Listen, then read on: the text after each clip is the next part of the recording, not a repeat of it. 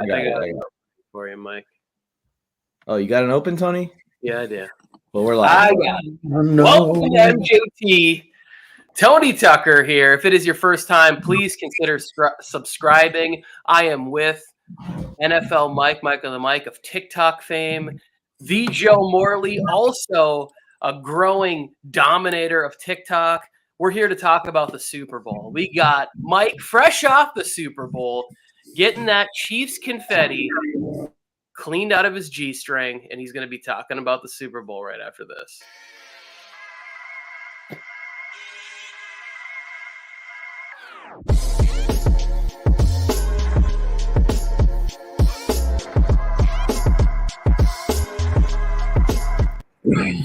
Eagles versus refs, Tony.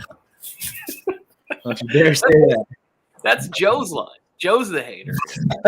Before we get started, Mike, I have one question, and I know just put the rumors to rest, please. Were you partying with Jackson Mahomes all night long? Yes, I was. He'll show me some of his moves. You want to see a few? Yes. Then you're gonna have to go and subscribe to the channel because I'm doing it tomorrow. I'm not doing the moves today. Oh, we got a Jackson Mahomes dance tutorial exclusive. Yeah, it'll be a performance. Holy shit! I can't wait. It'll be great. I'm literally on the edge of my sofa right now. Oh man! Yes. Yeah, what a game! I was just going to say thank you to anybody watching this live or in the replay. Hit the comments. Let us know what you think. The football season has ended. We are going to go over our thoughts on the Super Bowl performances, referees, the outcome, all that stuff. And we are three friends talking football. So subscribe because we're always looking for a fourth. Mike went to the Super Bowl. Let's open up the floor. Thoughts, emotions, experience, people you met. You met a bearded, magical human being. Yeah, first ever Super Bowl experience for me. Hopefully not the last, but if it is the last, it's kind of ironic that Patrick Mahomes won it. It was a great time, man. And we'll just start off here with this is the pregame, right? So this is me in the pregame. I loaded up 2 photos for you guys, and the atmosphere was pretty wild. It kind of reminded me, Joe, of that Raiders game we went to where the Raiders were 3-1, I think, and the Chargers were undefeated or 3-1 also. And you could just feel the buzz in the air and the importance that was of the game that was about to happen. But it carried on into the game, it felt like. And I've never been at a game where every single play felt like it was the most important play of the game.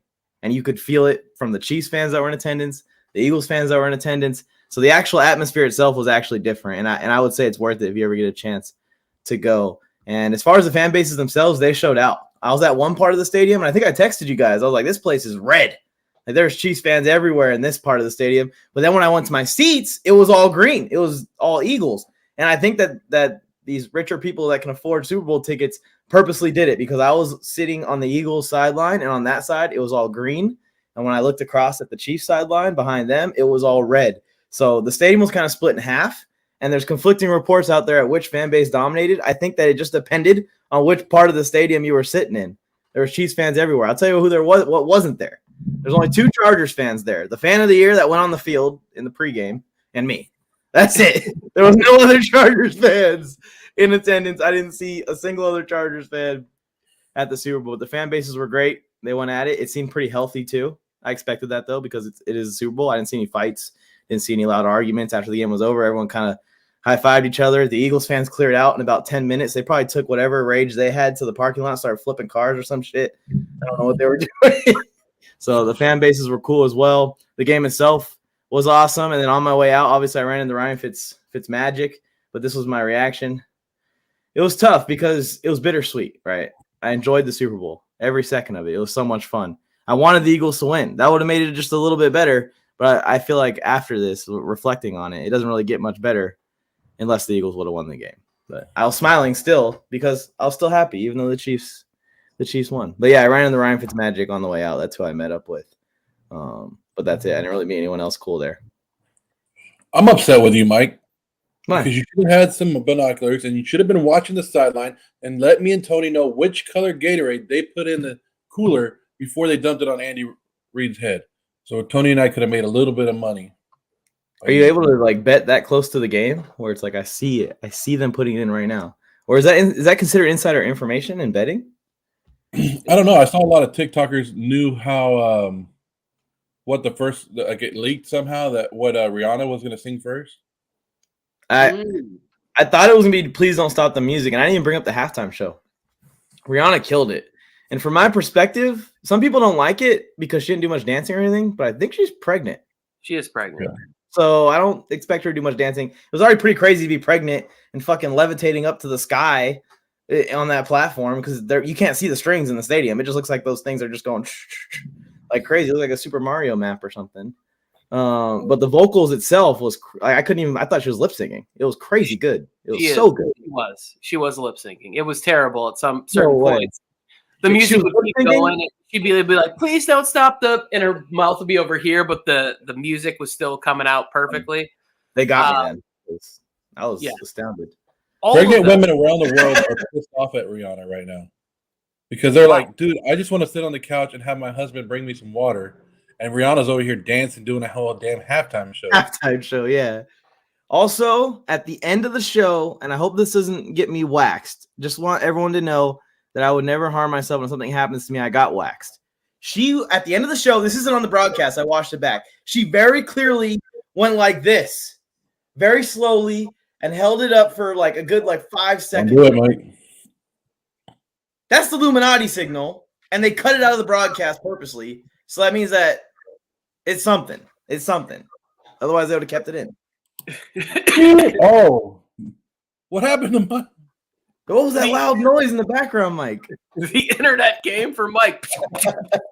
We've already took him out. Well, yeah, if you guys want videos and stuff, I tried to load them into StreamYard. It wasn't working before the show. Go to any of my social media platforms, Instagram, NFLMike, TikTok, NFLMike. I posted a ton of videos on there, so you guys can go check it out. I got more dropping, too, today. Awesome.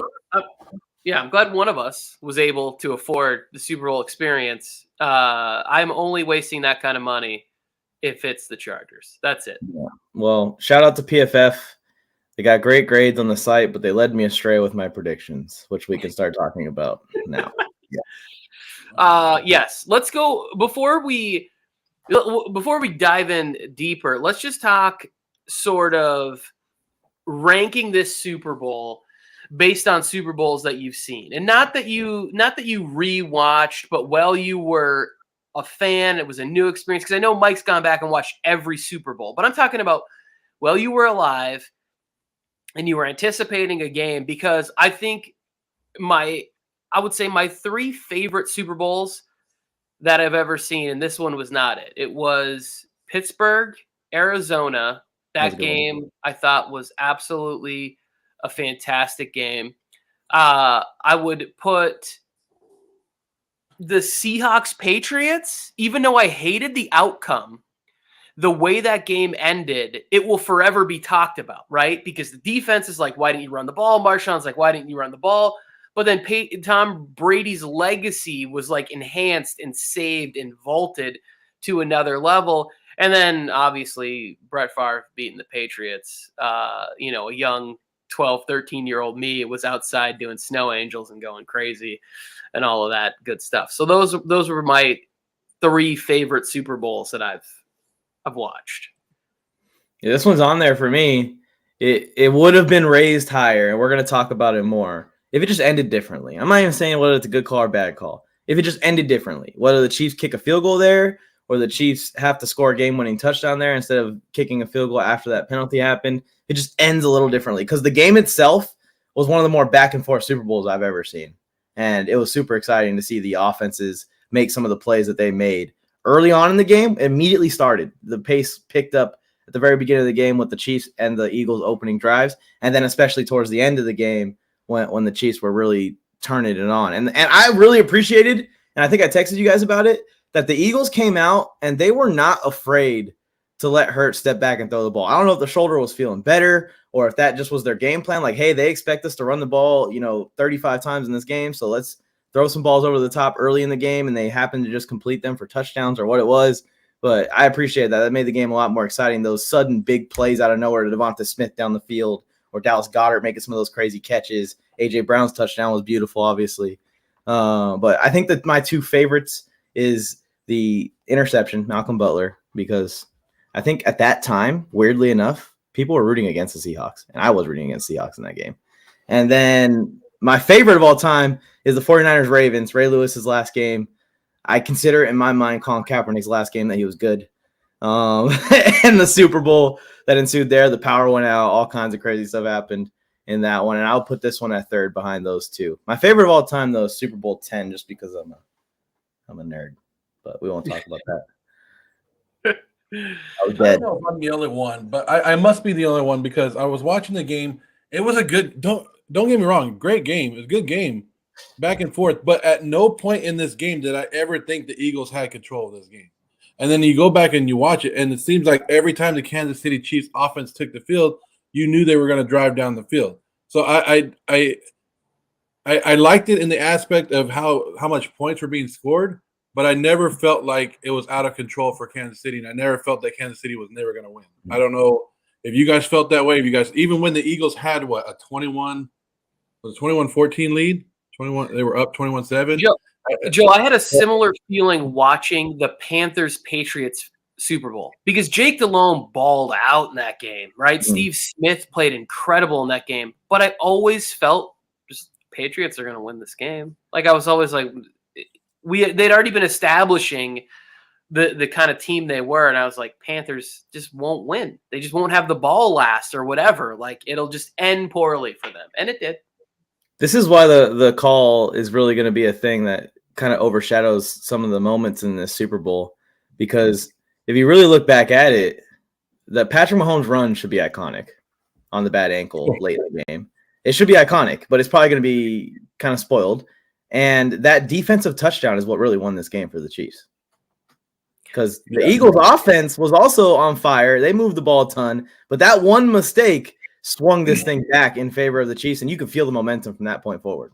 But the Eagles' offense is also what hurt this team too. If you think about it, and you got to think they weren't fast enough to score. They had great drives, but they took so much time off the clock. Where Kansas City can come out there and, if they need to, Kansas City needs a long drive, they go for a long drive. They need a short drive and score quick, they're going to score quick. And I think ultimately that's what hurt the Eagles. Like, yes, we see it all the time. The Chargers and the Raiders play the Chiefs every 2 times a year, and the best way to beat the Kansas City Chiefs is to keep the Kansas City Chiefs offense on the sideline, which they did a great job of it. But it's just that your defense didn't come out there and play. That number 2 defense in the league just didn't show up, and you got basically they got out coached. They went and looked at all this film, found all the little plays that everybody beat you on, and come on, there's wide open touchdowns.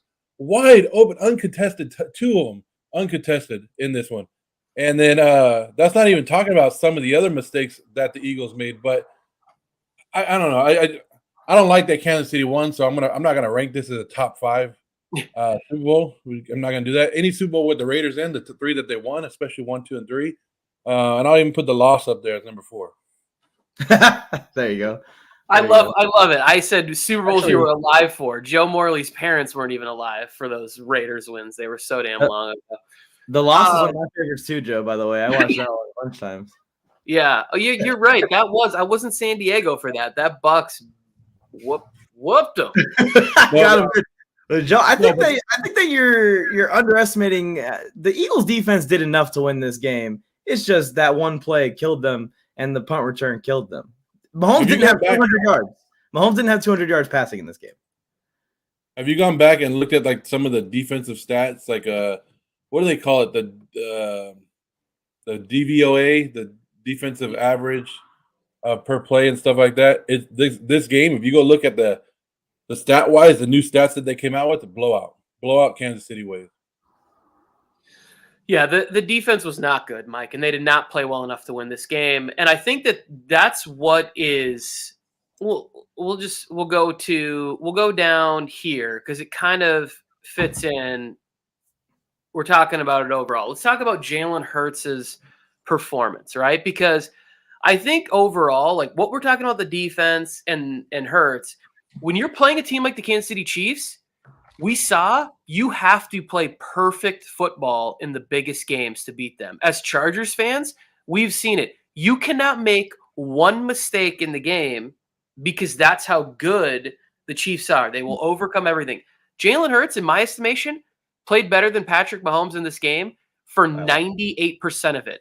But the 2% that he did not play better than him in cost his team the football game. Like, he had to be perfect on this day, and he wasn't. He was next to perfect, but that's how it had to be for him to do it. And the defensive side, they didn't have to be perfect, but they had to do something in this game. And they did nothing in this game. And not only was it not the defense, but then the special teams. So if you're going to lose a top 5 defense is going to show up and be a bottom defense, and then your special teams is going to have that play at that moment, it can't happen. Like, well, I didn't even really get why the kick was so where it was. Like, was that an accident? Was it part of the game plan? Like, why are you kicking to Kadarius Toney in the middle of the field like that at that juncture of the game? It just didn't make any sense. So, like, Jalen Hurts, the performance was so amazing that, like, the defense just needed to do a little bit, and they didn't do anything. I mean, they forced a missed field goal. They forced multiple times Mahomes off the field when they had the lead. I still feel like that if you take the punt return and you take the defense touchdown off, the Chiefs would have lost, which means that they did enough to win the game. Because that's not defense. That's offense. There's so much that you could add to that, Mike, where you would have said, oh, if they would have kept that other defense touchdown on, it would have been a blowout. They would have kept what other defensive touchdown? I mean, you could go both ways. You could say there was a second defensive touchdown that was taken off the board. You could say if they would have kept that on the board, it would have been a blowout. It was an incomplete pass. This was an actual defensive touchdown that happened. It was an actual fumble. That was a straight complete pass. But Mike, they ruled it a touchdown, and then they said there was enough evidence to overturn it. So originally it was ruled a touchdown. I was standing there with fans of both fan bases, and everyone agreed that was an incomplete pass in the moment. So I don't know what was talked about on the broadcast or whatever it was, but he did not take steps upfield as a football move. He caught the ball and got hit immediately and fumbled, and that's an incomplete pass. Okay, so that's another. We can get into that later, but that's another thing I have an issue with the catch rule. I mean, how is Dallas Goedert? He don't take catch. He caught the ball and he didn't go 2 steps up the field, but they still make that catch. But you can catch the ball completely, turn like this, get hit, and the ball pops out, and all of a sudden, oh, it's not a catch. Not a catch. How long have you been watching football, Joe? There's different rules for a sideline. I understand. Why is there a difference in a catch? Why is there a difference of a sideline catch where a guy barely has the ball and might not even have 2 feet down? Because I don't think Dallas Goedert's second foot was down. That's a catch because he only has it for 1 second. But Miles Sanders gets popped, gets laid out, and where it cost Nick Bolton the MVP of the Super Bowl right there because he would have had that second touchdown. That's right. Yeah. Nothing. But what you're saying is you want them to change the rule where you have to take 4 steps in bounds. No, I want you to just go back to just catching the damn ball. And you want them to change the rule to where when you touch the ball like this, it's a complete pass. Yeah, why not? So if the ball comes like this and then bam, it's a complete pass? Is that what we're calling it? That's what we're calling it. But how many times? But if that's stupid. Okay, if Miles Sanders would have been taken to the ground on that and not fumbled the ball, completion, right? If he goes all the way to the ground with Same the ball time. in hand, if he held on to that ball and went down and gets tackled and has the ball in his hands and is on the ground without the ball touching the ground, is it completion, right? Yes. So why? He had this for the same amount of time of holding the ball that he got hit and let go of the ball. No, it's not the same amount of time because he held the ball all the way till laying on the ground. He did not hold the ball till laying on the ground. He caught the ball, got hit, and dropped the ball. That's not the same amount of time. It's not a fumble. Eagle fan. It was not a fumble. It was a fumble. It was not a fumble. By rule, it was not a fumble. But anyways, we were talking about Jalen Hurts' performance, and we didn't even highlight that he had 400 yards in this game. And this just goes to show exactly the point that Tony was making. That even when you have 400 yards in the game against Patrick Mahomes and against the Chiefs, against Andy Reid, against all these guys, you can't make a mistake like he made. Go ahead, Tony. No, I was just going to say that, like, it's not just the amount of yards. It's the fact that what he was doing with the injury to the shoulder, right? He did say on the last one the shoulder had nothing to do with the sort of limp Hail Mary attempt. He said his foot slipped, and we'll get into the field conditions later. But like in this game, Mike sent me a text message early on where he's like, I'm impressed with the Eagles passing game. And I was like, what are you talking about, Mike? Like the touchdown at that point was basically kind of a poorly thrown 50-50 ball to A.J. Brown, in my opinion. That was just sort of like, hey, I have A.J. Brown and you don't. He just threw it to an open area and let him go get it. That's not really skilled in that way. It was after Mike sent that message, he then threw the sideline pass to Devonta Smith. He threw the sideline pass to Goddard. Whether these are catches or not, these were big-time throws. He made another big-time throw to A.J. Brown in the game where I was like, okay, this is good. The efficiency at the beginning really wasn't as impressive to me. It was the second half. As the game got bigger, he was making bigger and bigger throws throughout the game. And he did struggle a little bit in the second half. But I think that was more about the Chiefs' defense turning it up and the Eagles not doing what they should have done. I text you guys in the game. Where is Miles Sanders in this football game? Where is Kenneth Gainwell? Like, why aren't they running the football more in this game? You have a 10-point lead, and they were still just like, no, we have to keep scoring because it's Patrick Mahomes. No, you need to get the clock running as much as you possibly can and still being efficient with the number one rush offense in football. Like, the math is simple. I hate that every nerd comes out to me and goes, well, now you got to look at this. Herbert should be throwing the ball 55 times a game. Really? You think this is a recipe for success? Like, you think that success happens when your quarterback is throwing the ball 45 to 50 times a game? You haven't watched enough football. That's not how games need to be won. Once in a while, yes. You cannot prove to me that not having a running game, and we saw it happen in this game. What did Andy Reid do? What did we talk about in the preview show? They started setting up the run game in about week 10 for the Kansas City Chiefs, and it carried them all the way through. Did you ever see the Chiefs go away from the run game in this game, Tony? No. Even being down by 10 points, they kept feeding Isaiah Pacheco. They kept feeding the ball. They were running the ball, and that's what the Eagles went away from. And, yes, I'm kind of mad at the Eagles because I had Kenneth Gainwell plus 400 scoring a touchdown, and he scored one, and they pulled it back. But anyways, Jalen Hurts' performance was outstanding. But it's funny because you know what's going to happen. When are they going to go in the offseason? They're going to get together, and they're going to make a rule that they can't do the fourth down scrimmage anymore like that, or that Jalen Hurts and the Eagles offense line it up and just go. They should never do that. What? They should never. Fourth down.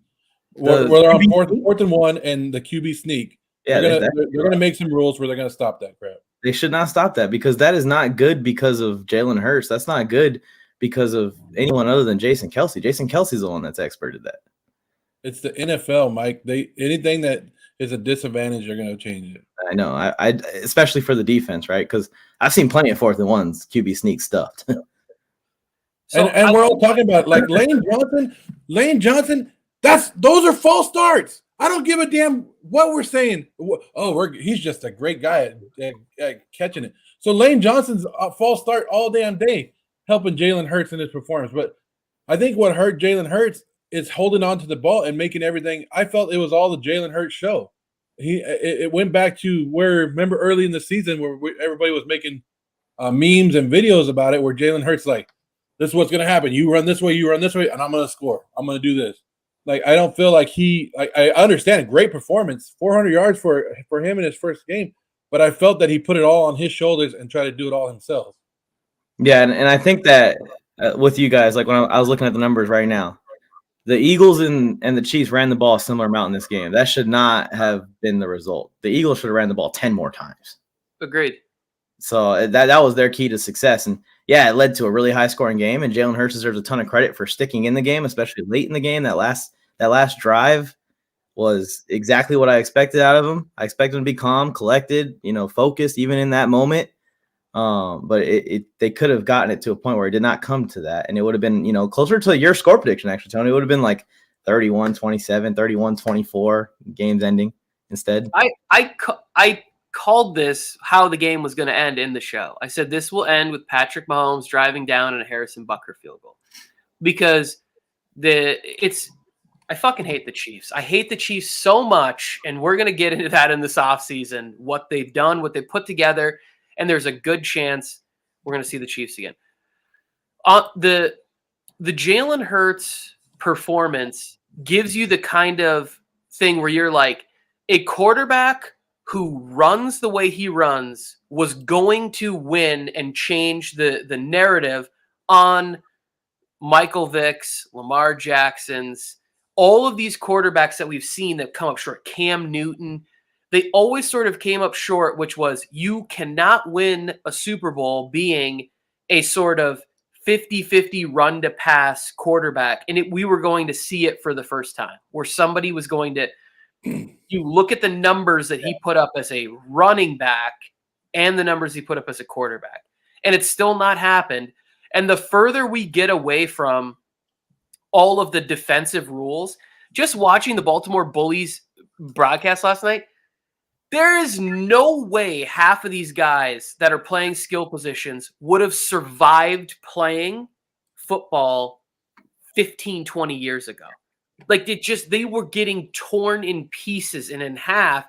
Like, and I'll say this, it's more fun, it's more entertaining, but it's just a different game. Like, just watching the highlights, watching Tony Siragusa land on Rich Gannon. I'm only bringing this up because Joe's on the broadcast, and that pretty much ruined any Super Bowl chance the Raiders had in that game.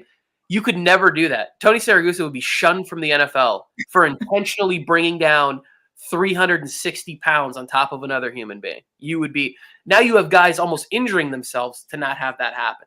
But Jalen Hurts came the closest that we've ever seen. Cam Newton got doors blown off of him. Yeah. Michael Vick never made it. Lamar Jackson's come up short. Like, it doesn't look like Kyler Murray's going to make it. You know, like a lot of these guys where it was run first. Steve Young he was a sort of that player, but then he evolved when he got to San Francisco to where the wheels are just sort of Patrick Mahomes level wheels. At this point now, it's just an added bonus, your athleticism. It's not the featured main event of what you do. Yeah, it's not almost a wildcat at quarterback. That's what I've been telling people too, Tony, is that the game is completely different. I was arguing about it with someone just recently who really loves old school sports and was claiming that football players were better back then than they are today. They were not. They were just more smash mouth. It was better to be big, strong, hitting hard than it was to be skilled, finesseful. Like a perfect example, Kadarius Toney back in 1995 doesn't even think about cutting that punt return back. You don't even think about it because you're going to get cleaned up if there's someone standing there and your career is going to be over. Kadarius Toney plays basketball. He doesn't play football. He might, but he's not being drafted in the NFL. That play highlighted it so much. The way that he uses that front leg plant to cut side to side and backwards, it is so crazy. It's probably why his legs are always so fucked up. But it is crazy how he's able to kind of spring off the front leg almost like a DB would off the back leg to come forward for a break. But he's going back for a break that's just as fast. Real quick, Joe. So Kadarius Toney's a first-round pick. If you think back to another former Chief that you guys will remember, Dante Hall, the human joystick, should be in the Hall of Fame, one of the best returners of all time, like, super exciting guy. He had to go play in like NFL Germany. Like, he wasn't even an NFL prospect. But now you know that you can draft a guy like Kadarius Toney, even though he has a slighter frame, because the rules are supported to keep these guys upright. And it's just different of what it is. Like, you are phasing out offensive linemen because now you want offensive linemen that are athletes. They were like tight ends or D linemen before when they were younger. They haven't just been on the offensive line road grading in Texas high school football for 15 years. They also played skill positions before they were, transitioned over to that side of the football. Yeah, if you got kids, start training them to pass block, man. There's openings. I feel the same way about the edge rusher position. All these big guys that are elite linemen, they want to be edge rushers. They don't want to be left tackles. And that's why the NFL is forced to give some advantages to these tackles. Otherwise, Nick Bosa would have 30 sacks next year. I just want to bring up another impressive stat, and it goes with Jalen Hurts' performance. The Eagles had the ball. Their time of possession was 35 minutes in this game. 35 minutes. You know, the Kansas City Chiefs had it for 24 minutes. And 20 out of those 24 minutes, the last 5 minutes of the game. Yeah. Last 5 minutes. That's what I'm talking about. Like, you could say how impressive this Jalen Hurts' performance was, but I don't know exactly how many fourth downs they went to. But if your offense isn't getting it done and you're taking four plays, which is great because I love that kind of football. Hey, they give you 4 plays for a reason. Might as well use all 4 of them, right? But how much time are you eating off the clock? I think the Eagles need to look into the offseason, and they need to look how they can get Jalen Hurts scoring quicker and helping him out. But it's just impressive that Jalen Hurts was on and that's why it looks – I think that's why it makes it look like Jalen Hurts had such a great game. It's because every time he looked, he's on the damn field. 35 minutes worth of it. There was a moment in the late second quarter where Mahomes is coming back onto the field. I think this is right when he actually tweaked his ankle again, same drive. And I realized, I was like, it's been like a quarter and a half since Mahomes has been out here. The Eagles had a long drive, and then they had the defensive touchdown, which took forever to get the game going again after that. And then they had another long drive, and then Mahomes came back out before halftime.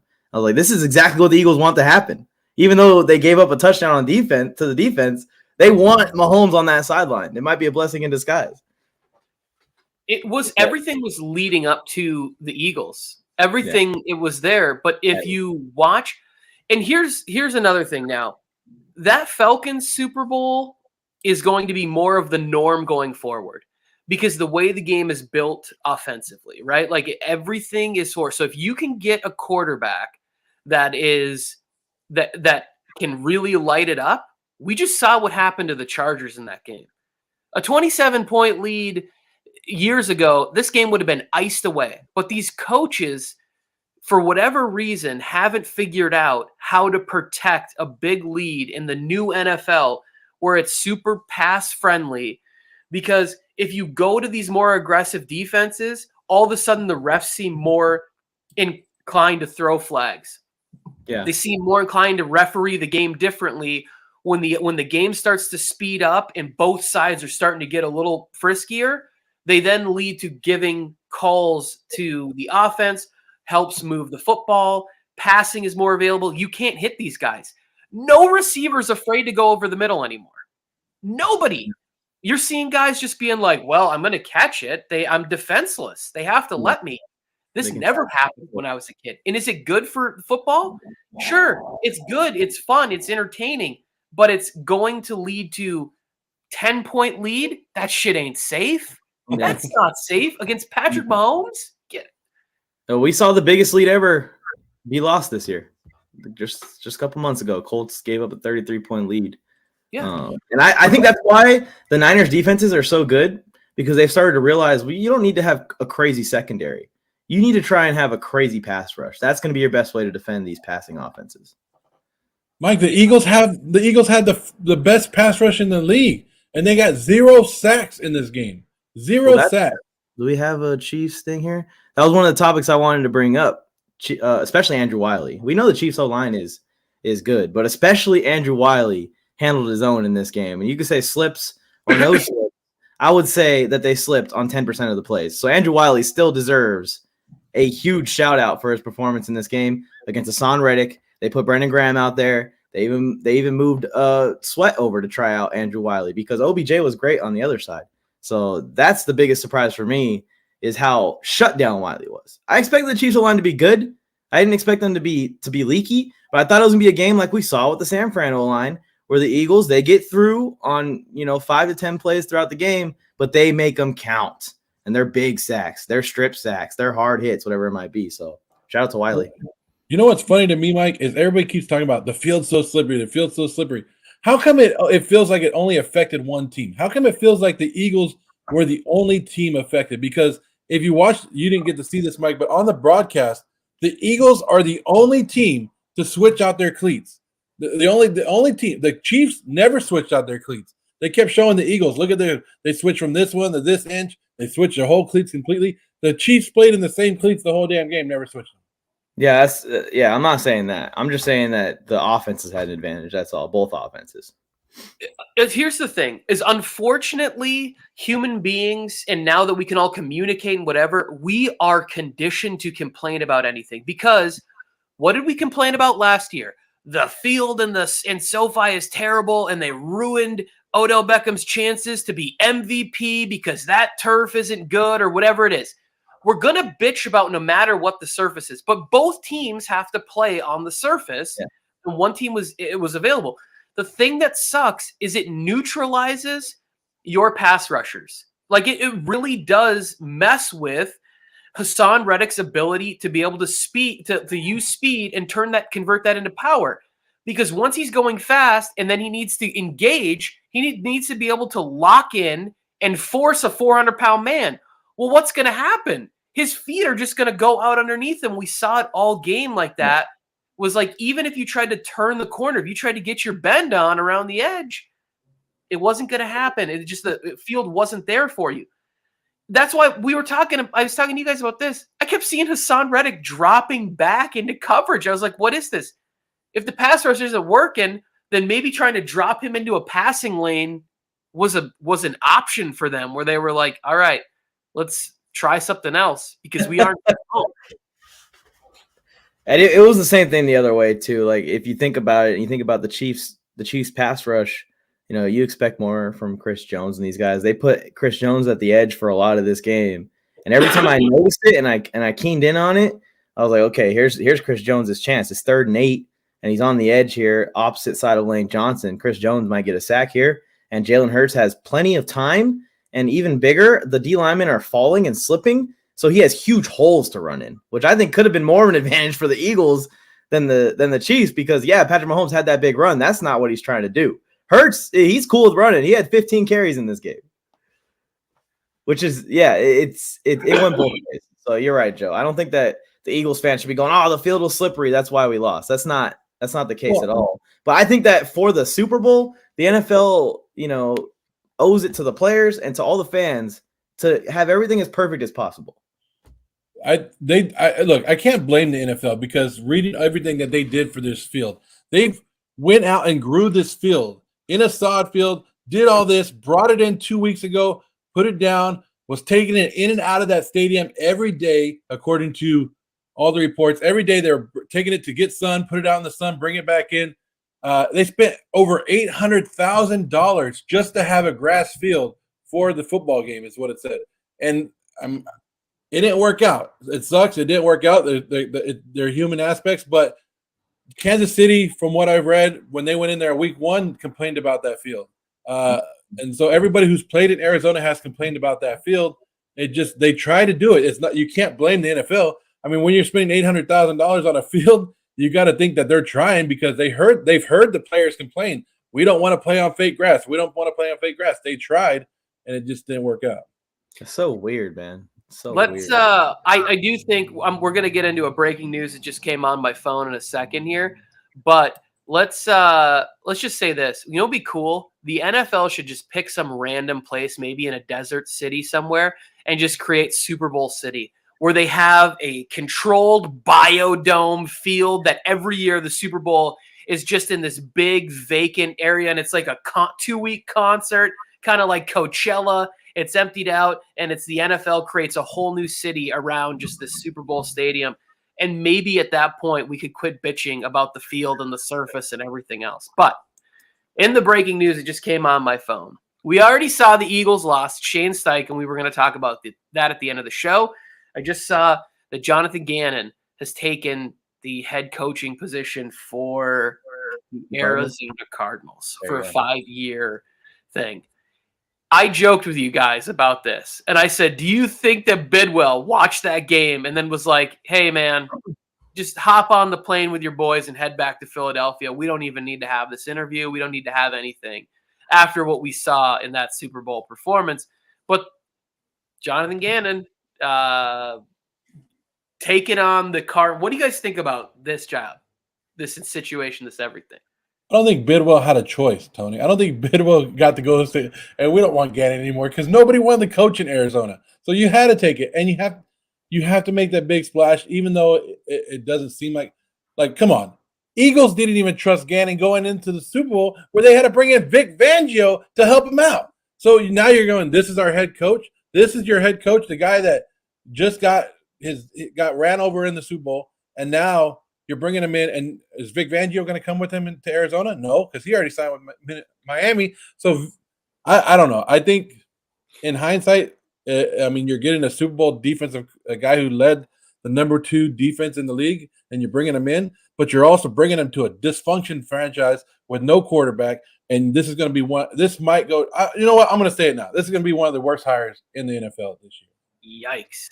Yeah, the thing is like anyone going into this situation was already working uphill, and that's why these jobs are so tough. And I hope that DeMeco Ryan has success in Houston now, and they actually back him and give him a chance, because these situations where you need 3 years to fix it, the coach usually doesn't make it. They don't let the coach see the end result of fixing it.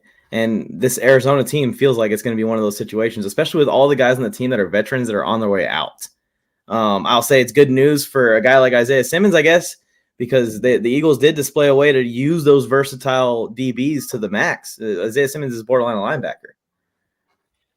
Yeah, I guess there's some positives, right? Like, I like that you painted some. This isn't good. I'm more with Joe on this one. I don't understand this. I would have went Lou Anarumo, because at least if we look at the Bengals defense in big games has been really good. Like, they beat KC 3 times in a row, not dominating Mahomes, but those are 3 games in which the defense played really nice. The defense has played really well. And a lot of times we look at it and we go, wait, people make fun of Eli Apple. They have good pass rushers, not great pass rushers. We don't really know or love the linebacker situation that much.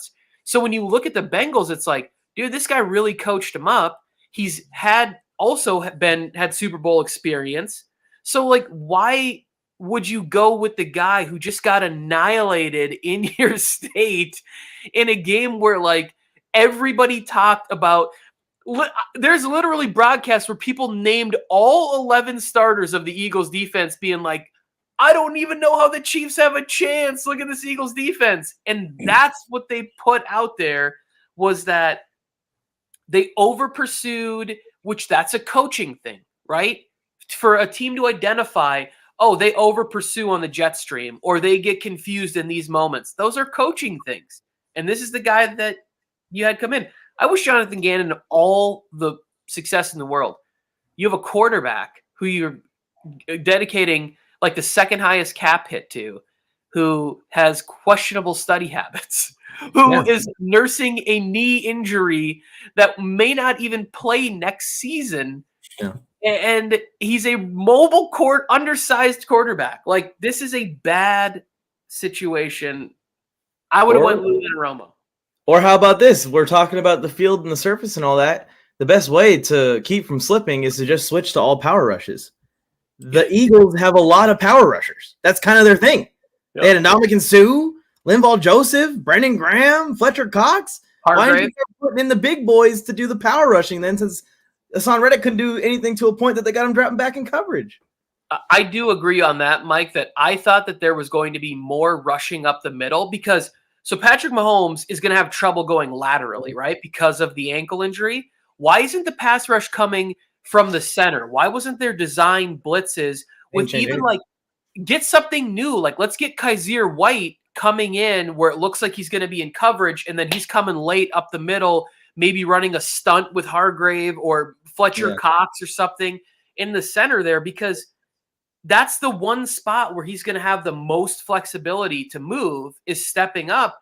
And I didn't see any pressure up the center in the game. Everyone's scared. Take it back. Oh, sorry. I think it was a great move by the Arizona Cardinals to pick up Gannon, because now the Raiders aren't the only dysfunctional franchise in the league, and they're going to make the Raiders look good. Well, there's plenty of dysfunctional franchises out there. But yeah, everyone's always so scared to bring creative stuff to Patrick Mahomes because they think, oh, he's going to cook you up. But guess what, guys? If you bring him simple stuff, he's going to cook that up too. Yeah. So you might as well try and bring something new to the table. You might as well have a few in there. I'm not saying blitz him on every single play, but what the Chargers did to Patrick Mahomes in the first matchup, that's kind of how I would play it. They were kind of like dropping back, coming up, unleashing Bosa, unleashing Mac, doing stunts, just changing it up almost every single play. Yeah, there definitely has to be variation in your game plan with Patrick Mahomes. Mahomes is more dangerous, and he proved it this year without Tyreek Hill. And Tony can. And this is one of Tony's things: did Mahomes now prove to you this year, Tony, that he is going to take what the defense gives him? He over this year he changed. When he had Tyreek Hill, throw it up and just hope Tyreek catches it, make a big play. Now he has to make the plays that win the game for him without Tyreek Hill, and I think he's shown that throughout this year. It actually made Patrick Mahomes a little bit more dangerous to defend. I think this is a good transition back too, by the way. Let's see how far these guys can go, but go ahead, Tony. Chiefs Dynasty. Okay. All right. I need a little runway for this one because I'm going to freak out. Not only do the Chiefs have a tremendous GM, a tremendous coach, the best quarterback in the league, they move on early from players. They nailed this draft. They absolutely crushed this draft, started rookies all over the place. Like, it might not be that they run it back next year, but within the next 5 years, we are going to be forced to watch Patrick Mahomes and the Chiefs play in 3 more Super Bowls with the roster that they have put together, right? Like, barring no Andy Reid retirement, look around at what the rules do, and coaching is just so important. Because we just talked about them hiring Jonathan Gannon. Why didn't he look over at Steve Spagnuolo and go, hey, how did you shut down the number 1 rushing attack? You coach pretty good. You didn't allow Joe Burrow to dominate you in that game. Like, why wasn't Steve Spagnuolo not up for any coaching jobs? So you get to keep him. Eric Bieniemy doesn't seem to want to go anywhere. So everybody's just sticking around and collecting Super Bowl rings. The NFL wants us to be good. They have their quarterback on he's going to be the 9th or 10th highest paid quarterback in the league. And he's coming off back-to-back MVPs. This is terrible news for every NFL fan, and every young situation out there is like, you're looking around, well, we got our quarterback on a rookie deal. Yeah, we could compete. So then you have to be some horrible monster and like wish for injuries. I don't want to do that. I want to celebrate the greatness in the best way that I can, but I can't. I hate the Chiefs, and I look at it and I go, before the game started, I go, Nick Bolton is going to be a name that we're all going to be talking. Whether you're a casual fan or not, you're going to Nick Bolton had 2 touchdowns in this game. Whether they gave him credit for the second one or not, right? We talked about Isaiah Pacheco is going to be – fantasy people are going to be running out. We're not even going to be able to draft Pacheco after the 2nd or 3rd round going into fantasy next season. The hype will be exploding through the roof. Like, what the Chiefs have put together, moving on from Tyreek Hill when everybody was like, this wasn't it. And I said the worst thing that could happen to the NFL is that Patrick Mahomes learns how to play quarterback. Well, he did, and we're all fucked. And this just goes to show the importance of coaching on your team, in my opinion, and what Andy Reid brings to the table, what the whole coaching staff brings to the table that he's built. There are 10 players. I have it marked down here on my notes. There are 10 players who either started or were key players and played a majority of snaps on offense and defense combined that are on rookie deals right now. These are the guys that I did not expect to make up for the production that Tyrann Mathieu was giving for the Chiefs over their last kind of group, their last run. These are the guys I did not expect to come out and put up the production and give the Chiefs the same juice that Tyreek Hill did in the receiving core. And guys like MVS, Juju, Sky Moore when he was called on, Watson, all these guys, Fortson. Like, who are these people? They're Kansas City Chiefs, man, and that's what made them so good. The importance of coaching should be emphasized more and more and more and more and more with every day that goes by in the NFL. And what's helping the Kansas City Chiefs is every time we think there are money issues, they draft great. They draft amazing. And it's like, oh, you know what? We'll replace this guy with the guy on a rookie deal, and we'll be all right with it. So they're not only kicking everybody's ass in signing people to like the Patrick Mahomes deal. We were like, damn, that's a horrible deal. They're going to be hurting. And now you look at what the quarterbacks are getting, you're like, oh, that's actually a great deal.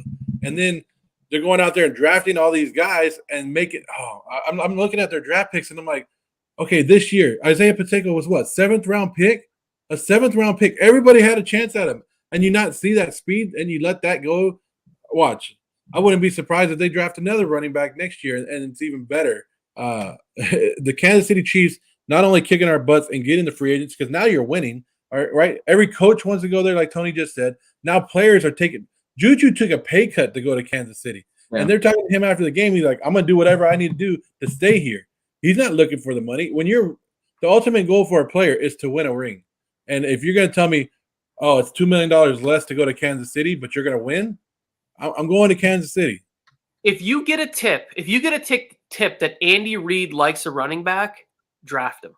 Right? The only running back that we can really go after that he missed on is CEH, right? They went up, they got him in the first round a few years ago. If you go through the list of he's drafted Brian Westbrook, he's drafted Shady McCoy, he's drafted Kareem Hunt, like he just drafted Isaiah Pacheco. All of these running backs are really, really good players in the NFL. Like he got there, he was gifted the end of Jamal Charles, I believe. He didn't draft him. But he's drafted like 4 or 5 really good running backs in the NFL. You want to know, you go find his cheat sheet leading into the draft, and you go, oh, I saw this name on Andy Reid's list. We're drafting this guy right here. And what's so impressive is that a lot of these guys stylistically are different. So he is going into each one and looking at each individual and using them the way that they should be used in his offense. Each person. The difference between the way he uses Isaiah Pacheco and LaShady McCoy is a good example. And it's impressive. It's impressive. Even Jared McKinnon. Look what he's done with Jared McKinnon. It's like this is amazing of what he does with running backs. And we're always like, oh, they need a running back. They need one guy. No, they don't. They don't need one guy. What was in the last Super Bowl? Who was the MVP? The running back? They had the Williams. They had Darrell and Damian Williams, and they both were crushing it. That's more play design than anything. Like I do think Damian Williams was a good player in the NFL, but it wasn't like I didn't feel the need to add him to the list. But yes, there you go, another one. He's getting Chiefs dynasty. Get that out of here because the Raiders are coming back next year, and the Chiefs dynasty ends today. People are leaving our stream now because you said that. But I think you guys Khaled of drafting running backs, Joe. Another one. I sent you guys that chart yesterday in the group text that showed you the last 12 running backs that won the Super Bowl. Not one of them were paid over $2.5 million.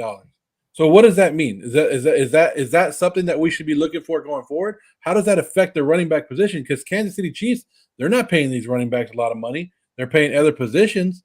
So are you just showing that anybody running backs are a dime a dozen in the NFL? And let's get even more specific here. They're paying tight end quarterback combo. That's another thing that's starting to trend a little bit. That tight end quarterback combo is starting to stack up some Super Bowl wins as well. Yeah, it's interesting because we saw Dallas, Dalton Schultz, and we saw Mike Gesicki get franchise tags last year because those were technically deals, them playing on the franchise tag rather than giving them balloon payments. Zero is in here spitting some hot fire in this chat, but yes, I think just to put a bow on this, the Chiefs, I've gotten to this point. I don't want to argue whether things that aren't provable are or they aren't. If you say the Chiefs right now are a dynasty, I'm fine with it. I don't consider this run that they're on right now a dynasty. They'd need to win a 3rd Super Bowl in the next 2 seasons. Over the next 2 years, if they were to win, I would go, oh, this was the Chiefs dynasty. Yeah. If you want to call it, I'm not going to argue with you. For me personally, it's not, but it is definitely headed in that direction because I don't know that if they go through the draft this year and they hit on an offensive lineman perhaps and another player in the secondary, right? And they go out and let's say they double down on wide receiver. See a wide receiver drops to the 2nd round where all of a sudden, oh, somebody didn't like Quentin Johnson from TCU, and then the Chiefs, there's a trade up into the second round, and we see the Chiefs running there. I want somebody to run and tackle Roger Goodell running to the podium, tear that card nap, and not let them turn it in to go get a 6'4" guy who runs 4.36. Yeah, and what's crazy about it is that each year, and I know last year they lost Tyreek Hill, but they retooled. They got those picks and they retooled. And I'll admit to being wrong about their retool and thinking that they could do it the following year after losing Tyreek Hill. But they can improve this team.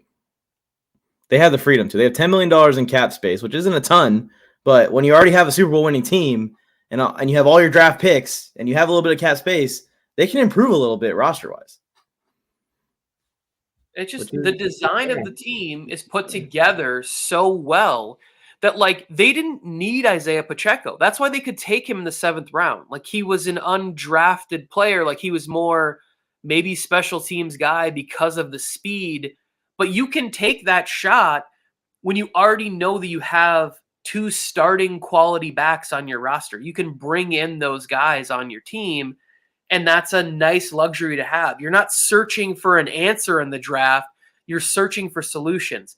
The places where Mike and I loved Trent McDuffie, and he hasn't even figured out how to play defensive back really once he gets to year 2 and 3, he gets that much better. One of the players that's still on my draft list from last year, I want the Chargers to take Joshua Williams so bad.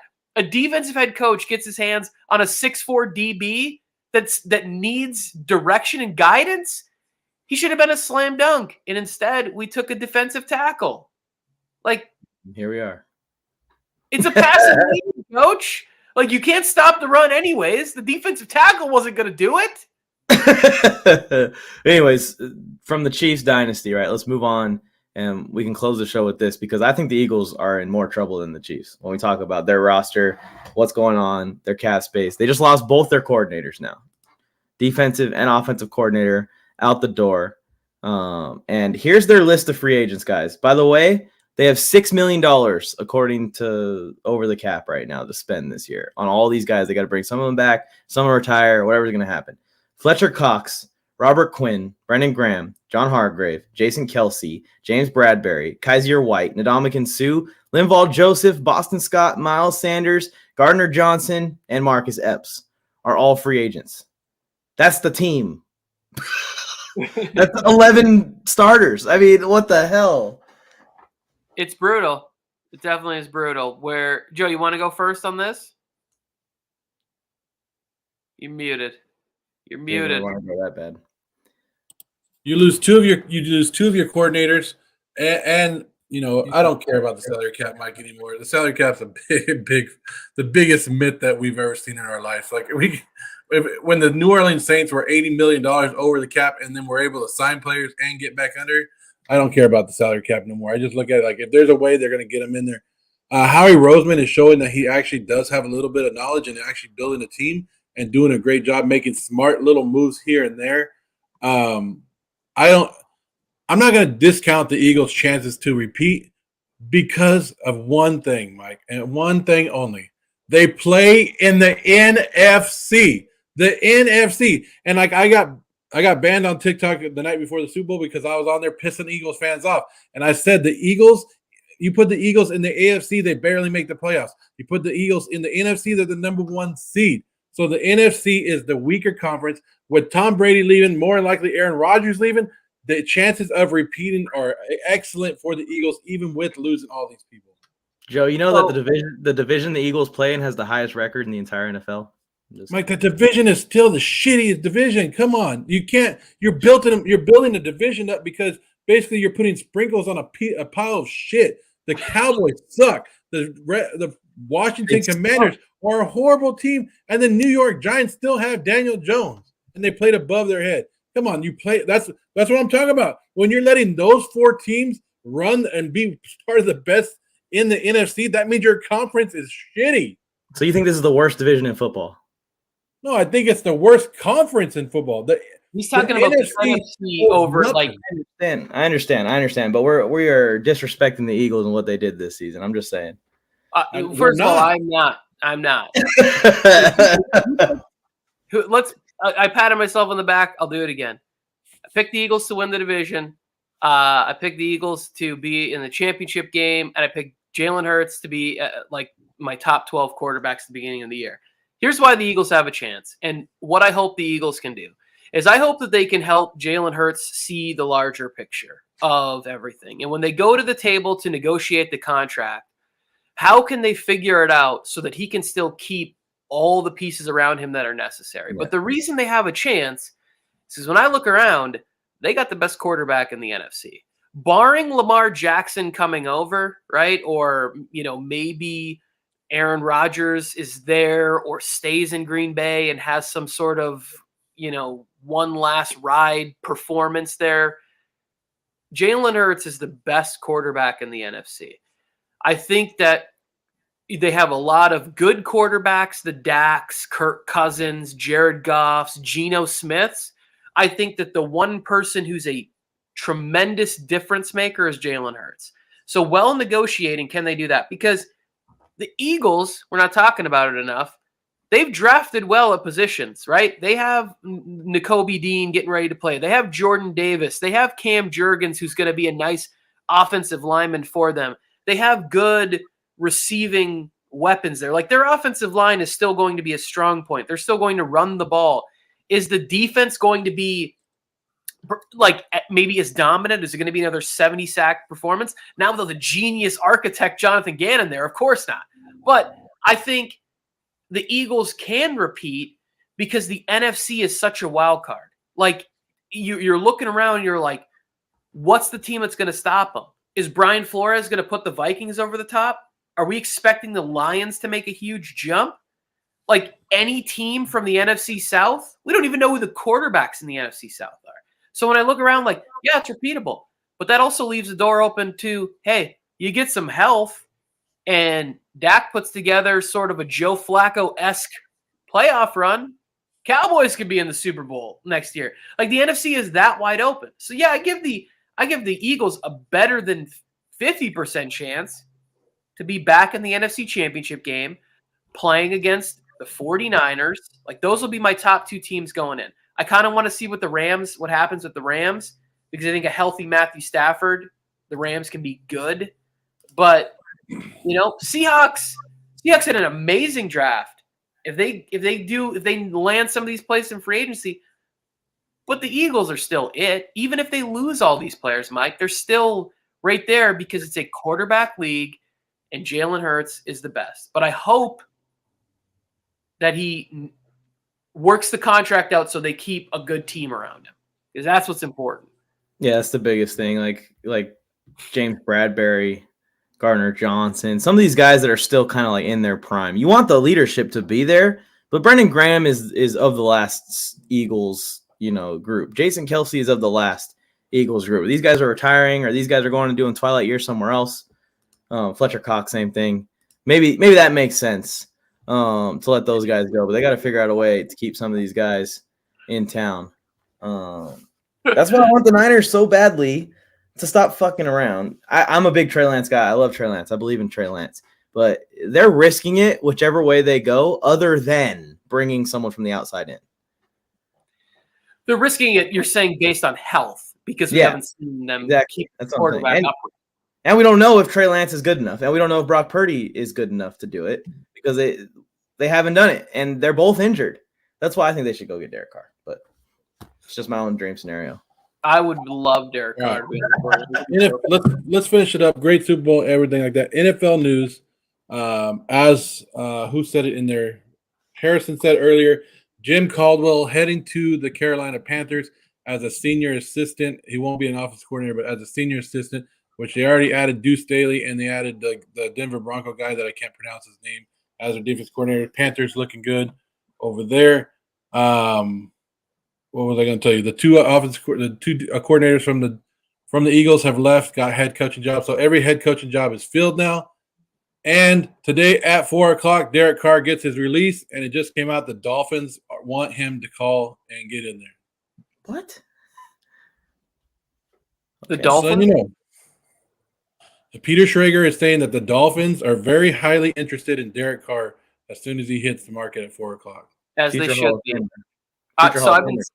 I've been saying this all along. I don't care what the reports say about Tua. Mike McDaniels is going to be involved in a conversation about Aaron Rodgers. He's going to be involved in a conversation about Lamar Jackson. He's going to be involved in conversations about Derek Carr. But he's going to get a quarterback that is going to be able to put up crazy numbers in that offense. If they're moving on from Tua, I think all three of the best three quarterbacks, Carr, Rodgers, and Jackson, would love to go to Miami. They would love to go there. Miami's open for business. They were last year with Tua. Yeah, like they've been multiple years now. Yeah. All they're trying to do is avoid more tampering. So they keep going, oh, we're dedicated to Tua. When is it legal for us to say we're not interested in Tua? So can I say that today? Am I allowed to talk to this player without losing a first-round pick? Like, they were penalized a lot for tampering. But they're in it. Mike McDaniel they're not going to waste all that draft capital on bringing in Tyreek Hill and seeing what the offense can be when Tua's healthy. And then you have all of the pressure in the world. This isn't even an indictment on Tua's ability. This is on the idea that, like, do you want to go into a season where you have a quarterback, if he suffers a concussion in week 4, that the pressure of the outside world is saying, why are you forcing this guy? Why are you letting this guy play football? His brain is going to be mush. They don't want to be like Mike McDaniel. Looks every time they ask him, he's like, we put the player first. I love Tua. He's the greatest. Because nobody wants to be seen as a monster for sending somebody out there to put their brain in that kind of situation. Like, it's a seriously sad situation what can happen to these players. And they're not going to take that risk. Zero corrected me here. This is the top 3 quarterbacks, actually. Lamar, A-Rod, and Cooper Rush. Carr's 4th, though, Zero. I can't believe that Zero is actually going to leave Drew Lock off this list. Oh, Drew Lock's out there as a free agent, and anybody can. Forgot about Drew Lock. Baltimore Ravens got a new offensive coordinator. If you guys saw that, I didn't. Who? Todd Monken, the guy from Georgia. Georgia's offensive coordinator is now over there. So Baltimore is wrapping up their stuff. So everything's falling into place after the Super Bowl. So it should be some.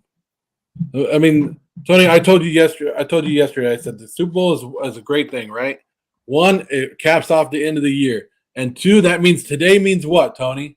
Every team is going to the Super Bowl next year. Every team is going. Everybody has a chance. Everybody's 0-0. Everybody's undefeated starting today, moving forward. Yep, I can't wait to go watch the Chargers play in Las Vegas. I did want to get to one thing, and now that nobody's here, it's the perfect time for me to say this. We joked a lot about the NFL script writers and stuff like that, and it's a joke. But, like, as somebody who's written hundreds of scripts, there's essentially a basic format for whatever you're doing. You're doing a suspense, you're doing a whodunit, you're doing a romantic comedy, you're doing whatever. And the NFL is like a blank script. And who are the actual script writers? It's the fucking referees.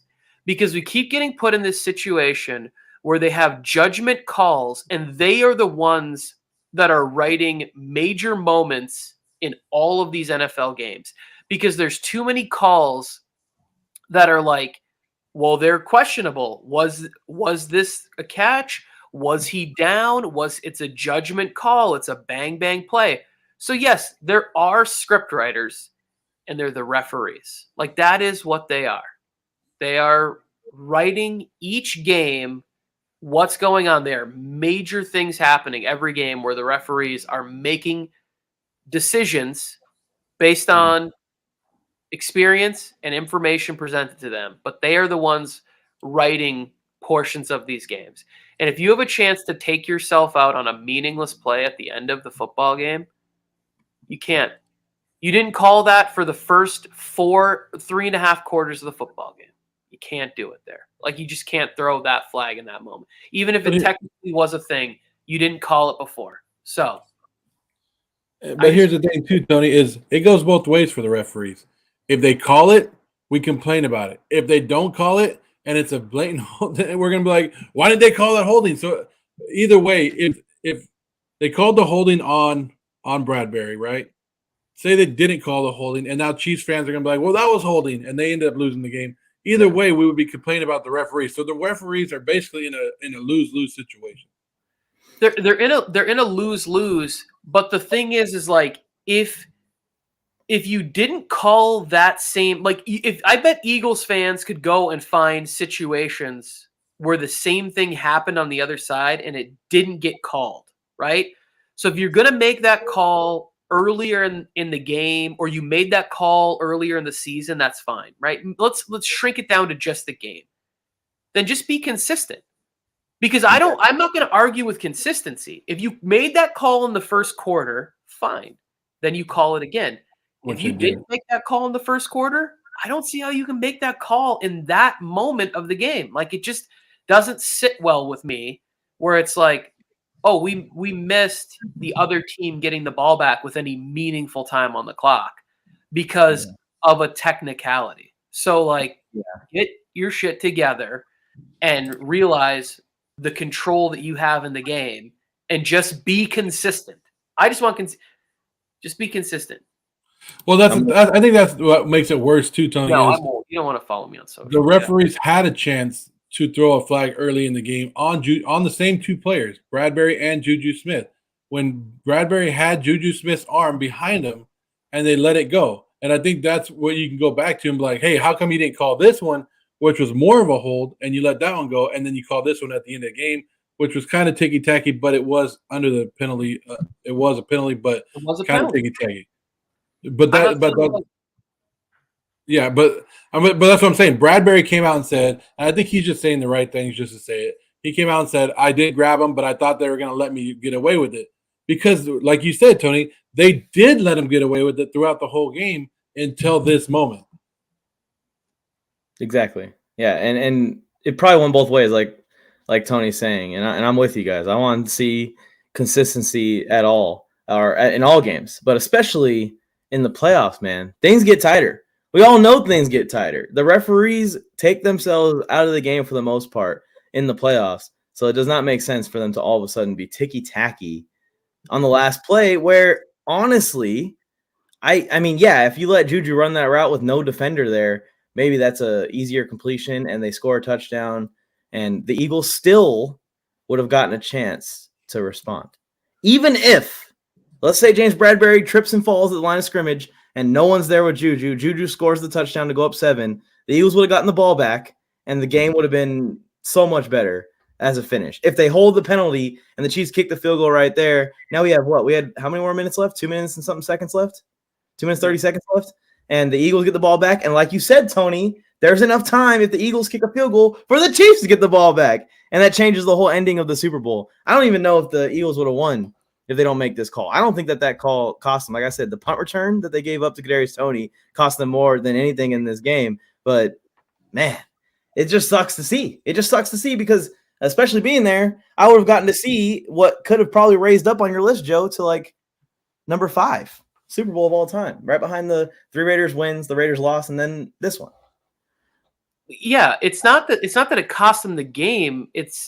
I don't care about that as much as I care about the experience of what we watched. Yeah. You ended it. You just faded to black at that moment. We were all just like, well, the 3 knees and a field goal, this thing's over. Bucker's not missing a chip shot. Gimme. I just wanted to say that, like, the more I was thinking about it, I go, oh, there really is writers to the NFL. Like, there are writers in every single game, and it is the referees. Like, every game, they're writing different things to happen with their own experiences and bias, and you can't take it away. But just be consistent in the story that you're writing. Don't throw us for a loop at the end of the fucking game. Like, where did that? I don't want an M. Night Shyamalan movie, whatever that guy's name is. Just give me a straight down the middle film that I can follow, and I know exactly what's going to happen. And I'm like, okay, I get it. I know what you guys are calling and what you're not calling. And then all of a sudden you call this? Come on, man. Don't do that. I want to give a shout out to one player before we go, and that's Jared McKinnon. Everybody's dream growing up is to score a touchdown in the Super Bowl. This guy went down on the 1-yard line, and he could have scored. They basically said score, like go score the touchdown, McKinnon, and he went down. That shows to me what a great team player and how hard was that to go down. because everybody is like, with 3 seconds left in the Super Bowl, you're Tony Tucker to the 5, touchdown, right? And that's what you always want to do. He could have been growing up telling his grandkids, yeah, I scored a touchdown in the Super Bowl against, the Philadelphia Eagles defense, but he took that memory away because he's a team player first. But I'll say this. He could also have been the guy that scored the touchdown when he shouldn't have, and then the Eagles respond and get the 2-point conversion and win the Super Bowl. So the same breath, it could have aged poorly the opposite way. I think that this is a good point for the referees to keep in mind. What happened in the huddle before that play, Patrick Mahomes looked at Jared McKinnon and said, they're probably going to try and let you score. Stop at the 1-yard line. And Jared McKinnon said, I got it. The referees should have this meeting before the last play of the Super Bowl and go, this is the last play of the Super Bowl. It has to be egregious to throw the flag.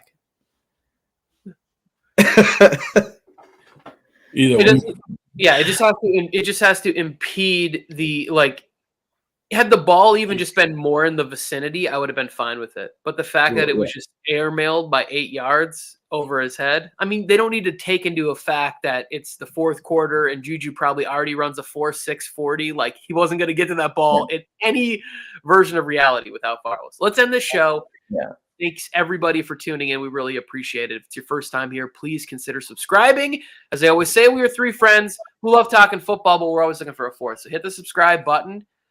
We will be back later this week. I'm not sure what, but I would like to talk sort of overall NFL final thoughts of the season with these 2 gentlemen and whoever else is in the chat. We appreciate that. We're ready to go. Joe's giving you the stink eye.